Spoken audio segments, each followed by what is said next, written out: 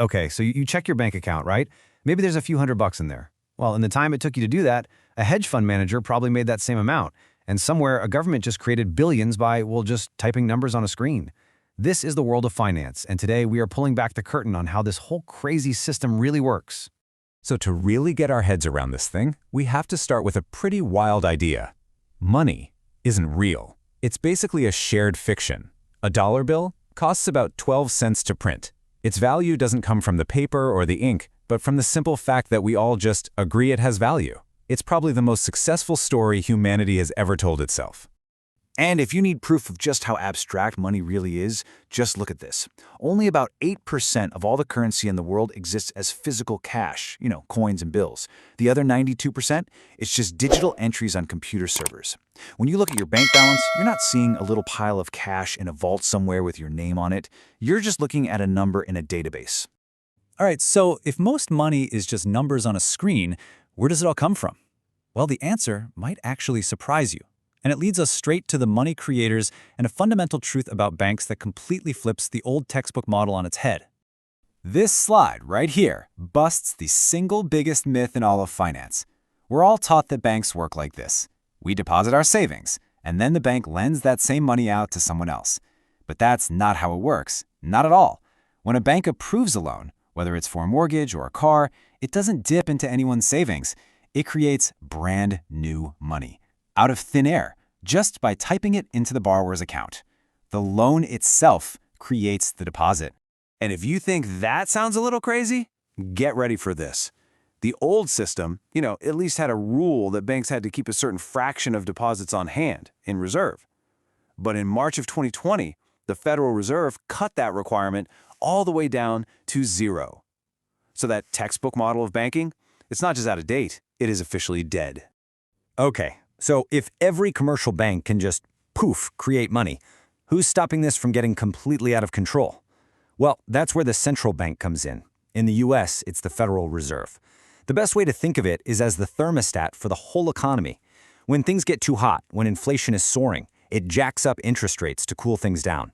And when the economy is sluggish, it lowers rates to try and heat things up again. Okay, so we've got the banks creating the money and the Fed trying to manage the temperature.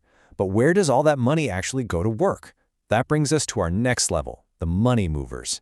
These are the huge global markets where all this capital gets put into action.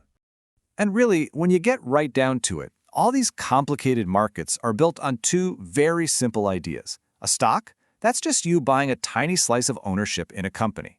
A bond, even simpler, it's just an IOU. You're lending money to a company or a government, and they're promising to pay you back with interest. But here's where our whole picture of the financial world gets turned upside down. We hear about the stock market on the news every single day, right? But look, it's actually smaller than the bond market. And then look at what absolutely dwarfs them both, the shadow banking system. We're talking about financial firms like hedge funds, money market funds, that act a lot like banks but operate outside of all the typical rules. It's a gigantic, barely regulated part of the whole machine. And please, don't let the word bond make your eyes glaze over. The mood of this boring market dictates everything from the interest rate on your mortgage to national policy. A famous political strategist once said he wanted to be reincarnated as the bond market because, quote, it can intimidate everybody. He was not joking. Now, inside these massive markets, you've got another layer. Let's call it the high rollers casino. These are the elite players who use strategies, borrow huge sums of money, and charge fees that are completely off-limits to the rest of us. See, hedge funds are playing a totally different game than your 401k. They can do things like bet that a stock's price will go down, which is called short selling. They use enormous amounts of borrowed money, leverage, to make their bets even bigger. And for this, their clients pay an infamous fee structure called 2 and 20.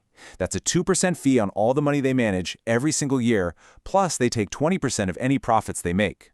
But sometimes the big shots get absolutely wrecked. You might remember this from 2021. An army of regular people on Reddit figured out that a huge hedge fund was betting against the company GameStop. So they coordinated online, all started buying the stock, and sent the price to the moon, which cost that hedge fund billions and eventually forced it to just shut down. And then you have private equity. Their playbook is different, and it can have some truly devastating real-world consequences. Just look at the story of Toys R Us. A few private equity firms got together and bought the company, mostly with borrowed money. Then they did something incredible. They put that $5 billion debt onto Toys R Us's own books. Now for them, this is a win-win. The toy company was suddenly stuck paying hundreds of millions in interest every year on the very loan that was used to buy it, while the firms paid themselves hundreds of millions in fees. This whole model is perfectly legal, and it means the firms can get rich whether the company they bought lives or dies. In this case, the debt was just too much, and when Toys R Us went bankrupt, 33,000 people lost their jobs. So we have the money creators, the money movers, and the high rollers, all tangled up in this incredibly complex machine. But what happens when a gear grinds to a halt? Let's talk about how the whole Jenga tower can come crashing down. So how does it all connect? Why does one little problem over here cause a giant mess over there? You know, the best way to think about it is like a giant game of Jenga. Every block is a different piece of the system, a bank, a hedge fund, a type of bond. And for the most part, the tower is stable. You can pull out a few little blocks here and there, and everything holds up just fine. Problem is, this isn't a normal Jenga game. It's so complex, so interconnected, that nobody, and I mean nobody, can see how all the blocks are stacked. And in 2008, the system pulled the wrong block, a block called subprime mortgages, and the whole tower started to wobble. And it wasn't just one thing. It was this rapid, absolutely terrifying cascade of failures. In March, the investment bank Bear Stearns just collapsed. By September, the government had to take over the mortgage giants Fannie Mae and Freddie Mac. Just a week later, Lehman Brothers went bankrupt. And the very next day, the insurance titan AIG was about to go under, needing an $85 billion bailout just to stop it from taking the entire global financial system down with it. And this wasn't some abstract problem on Wall Street. This was the real human cost. $11 trillion in household wealth, just gone. Nearly 9 million people lost their jobs. 6 million families lost their homes to foreclosure. The Jenga tower didn't just fall, it crashed right on top of Main Street.